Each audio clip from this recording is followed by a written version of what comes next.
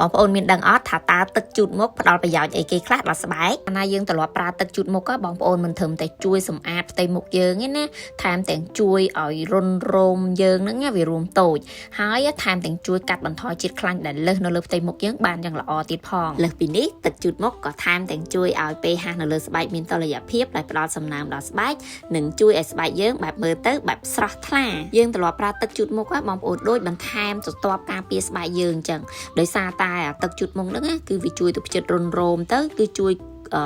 បន្តឹងគម្លាតកោសិកាស្បែកនិងកាត់បន្ថយជាតិកខ្វក់ពីបរិស្ថានហ្នឹងណាកុំឲ្យជ្រៀតចូលស្បែកលើពីនឹងទៀតបងប្អូនទឹកជូតមុខក៏វាថែមទាំងជួយទៅលុបសារធាតុរ៉ែនិងសារធាតុក្ល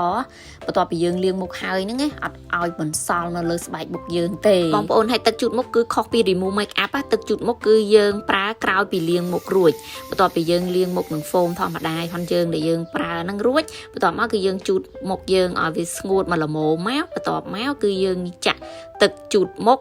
មកជូតមុខយើងបន្ទាប់មកតង់ទៀតហើយឃើញអញ្ចឹងណាទោះបីជាមុខយើងអត់ make up ក៏ដោយដែរតទៅពីលាងមុខនឹងសាប៊ូហើយនៅពេលដែលយើងជូតមុខទៅ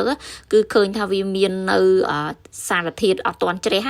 ទៅបើនិយាយពីហ្វូមលាងមុខគឺវាសម្អាតបានផ្ទៃមុខខាងក្រៅឯងក៏ប៉ុន្តែទឹកជូតមុខហ្នឹងវាទៅជួយសម្អាតដល់គុណរុនរោមនៃមុខយើងទៀតគឺវាបែបមែនទែនហើយបន្ទាប់ពីប្រើហើយឃើញមុខយើងរៀងបែបភ្លឺអញ្ចឹងបន្ទាប់ពីហ្នឹងទៅគឺយើងអាចប្រើ skin care យើងបន្ថែមទៀតវាជួយឲ្យ skin care ដែលយើងប្រើហ្នឹងគឺថែមទាំងចូលមុខយើងបានយ៉ាងល្អទៀតអរគុណបាយបាយ